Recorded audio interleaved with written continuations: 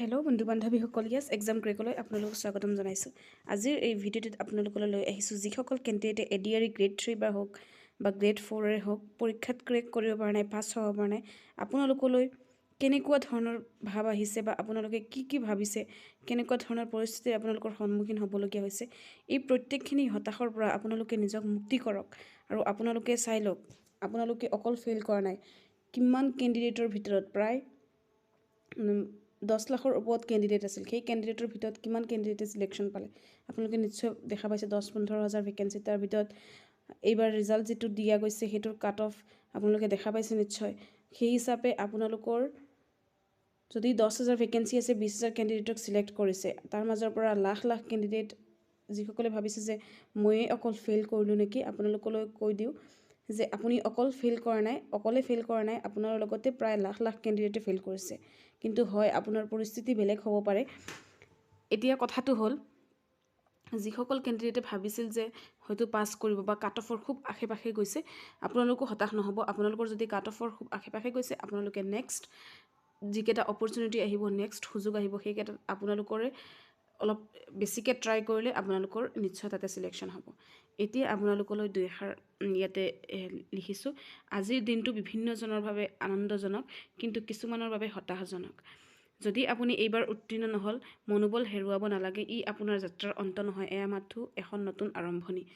আপোনাৰ ইমান কেণ্ডিডেটৰ ভিতৰত 10,000, 15,000, 20,000 কেণ্ডিডেট চিলেক্ট হ'ব।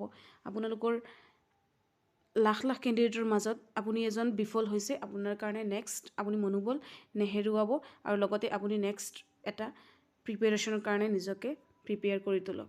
Albert Einstein, Thomas Edison, J K. ৰাউলিঙৰ দৰে ব্যক্তিৰ উদাহৰণ দেখুৱাব, যিসকলে প্ৰথমতে ব্যৰ্থ হৈছিল কিন্তু পিছত সফলতা লাভ কৰিছিল। আপোনালোকে চাই ল'ব যে যিসকল কেণ্ডিডেট ক্ৰেক কৰিব পৰা নাই বা ফেইল হৈছে, আপোনালোকৰ ডিছকুৱালিফাইড হোৱা কেণ্ডিডেটখিনিয়ে নাভাবিব যে অকল আপুনিয়ে ফেইল হৈছে। Albert Einstein, Thomas Edison, J K. Rowling, তেওঁলোকো এটা সময়ত ব্যৰ্থ হৈছিল।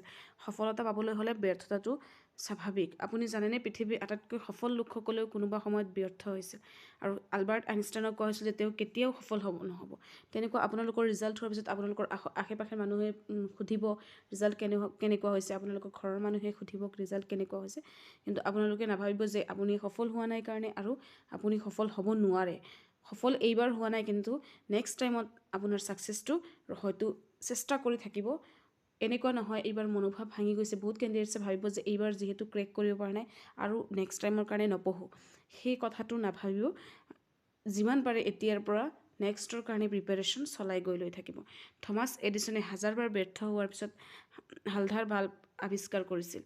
জে.কে. ৰাউলিঙক বহুবাৰ প্ৰত্যাখ্যান দিয়া হৈছিল, কিন্তু হেৰি পটাৰৰ কাহিনী আজি বিশ্বজুৰি জনপ্ৰিয়। তেওঁলোকে হাৰ মনা নাছিল। আপুনিও হাৰ মানিব নালাগে। আপোনাক কৈছোঁ হাৰ মানিব নালাগে। নাভাবিব যে অকল আপুনিয়ে ফেইল কৰিছে নেকি। মই বাৰে বাৰে কৈ আছোঁ, লাখ লাখ কেণ্ডিডেটৰ মাজত তাৰ মাজতে আপুনি এজন। এনেকুৱা নহয় যে 10 লাখ কেণ্ডিডেটে পাছ কৰিছে আৰু 10,000 ফেইল হৈছে, সেই 10,000ৰ ভিতৰত সোমাইছে, সেইটোও নহয়। কাৰণ ভেকেঞ্চি যথেষ্ট কম আছিল, সেই হিচাপে কাট অফটো ডিপেণ্ড কৰিছে। ব্যৰ্থতা সফলতাৰ বিপৰীত নহয়, ই সফলতাৰ এটা অংগ। যিকোনো মহান সাফল্যৰ মাজত কেতিয়াবা ব্যৰ্থতাৰ গল্প থাকে। এই পৰীক্ষাৰ ফলাফলে আপোনালোকক সংজ্ঞায়িত নকৰে, আপোনাৰ অধ্যৱসায়েই আপোনাৰ পৰিচয়।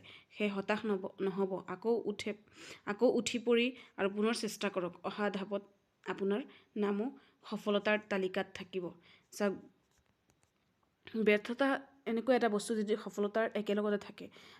বহুত কেণ্ডিডেটে আজি বহুত মনোবল বেয়া কৰিব বা আপোনালোকৰ মনটো বেয়া হৈ থাকিব, হতাশজনক হ'ব। নিজৰ মানুহখিনিৰ লগত কেনেকুৱা ধৰণৰ ফেচ কৰিব, সকলোৱে কুৱেশ্যন কৰিব যে ৰিজাল্ট কেনেকুৱা হৈছে, তেনেকুৱা ধৰণৰ ভাৱ হৈ আছে।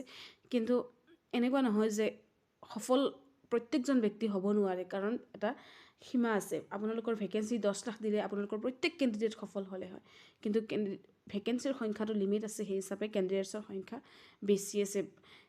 আপুনি হয়তো বা কিছুমান এনেকুৱা কেণ্ডিডেটছ আছে বহুত প্ৰিপেৰেশ্যন কৰিছিল, কিন্তু এক্সামত গৈ তেওঁলোকে কৰিব পৰা নাই।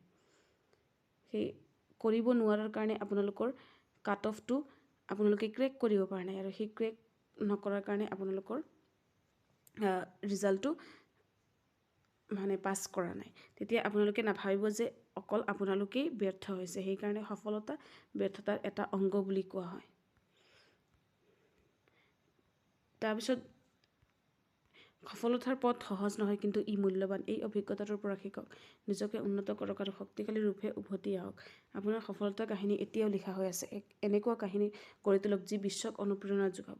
আপুনি ভাবিছে আপুনি ফেইল হৈছে, কিন্তু আপোনালোকে কেতিয়াবা ষ্টৰিবোৰ চাব, কিছুমান এনেকুৱা হৈছে IAS অফিচাৰ বা ডাঙৰ ডাঙৰ অফিচাৰ খুব কম নম্বৰ পাই পাছ আউট হৈছিল বা ফেইল হৈছিল, এনেকুৱা ধৰণৰ আপোনালোকে চাব পাৰে।